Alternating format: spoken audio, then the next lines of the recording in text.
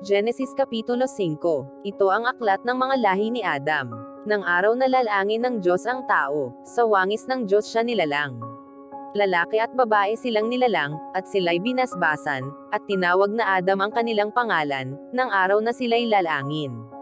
At nabuhay si Adam ng 130 taon, at nagkaanak ng isang lalaking kanyang wangis na hawig sa kanyang larawan, at tinawag ang kanyang pangalan na Seth. At ang mga naging araw ni Adam, pagkatapos na maipanganak si Seth, ay 800 taon, at nagkaanak ng mga lalaki at mga babae. At ang lahat na araw na ikinabuhay ni Adam ay 930 taon, at siya'y namatay. At nabuhay si Seth ng 105 taon at naging anak niya si Enos. At nabuhay si Seth pagkatapos na maipanganak si Enos ng 807 taon, at nagkaanak ng mga lalaki at mga babae. At ang lahat na naging araw ni Seth ay 912 taon, at siya'y namatay. At nabuhay si Enos ng 90 taon, at naging anak si Cainan. At nabuhay si Enos, pagkatapos na maipanganak si Cainan, ng 815 taon, at nagkaanak ng mga lalaki at mga babae.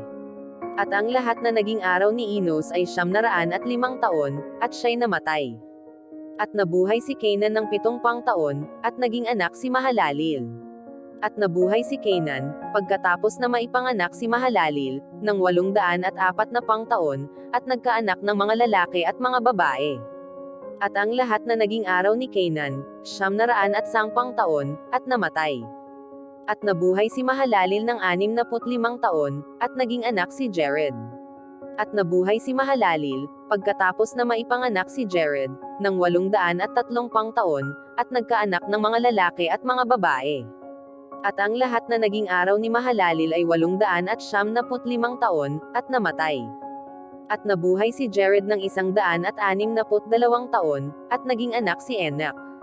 At nabuhay si Jared, pagkatapos na maipanganak si Enoch, ng 800 taon, at nagkaanak ng mga lalaki at mga babae. At ang lahat na naging araw ni Jared ay 962 taon, at namatay. At nabuhay si Enoch na 65 taon, at naging anak si Matusalem. At lumakad si Enoch na kasama ng Diyos, pagkatapos na maipanganak si Matusalem na 300 taon, at nagkaanak ng mga lalaki at mga babae. At ang lahat na naging araw ni Enoch ay 365 taon. At lumakad si Enoch na kasama ng Diyos, at di siya nasumpungan, sapagkat kinuha ng Diyos. At nabuhay si Matusalem ng 187 taon, at naging anak si Lamak.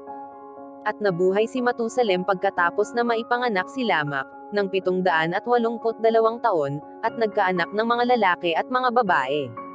At ang lahat na naging araw ni Matusalem ay 969 na taon, at siya'y namatay. At nabuhay si Lamak ng 182 taon, at nagkaanak ng isang lalaki. At tinawag ang kanyang pangalan na Noe, na sinabi, ito nga ang aaliw sa atin tungkol sa ating gawa at sa pinagpag-alan ng ating mga kamay, dahil sa lupang sinumpa ng Panginoon. At nabuhay si Lamak, pagkatapos na maipanganak si Noe, ng 575 taon, at nagkaanak ng mga lalaki at mga babae. At ang lahat na naging araw ni Lamak ay 777 taon, at namatay. At si Noe ay may 500 taon, at naging anak ni Noe si Sem, si Cham, at si Yafet.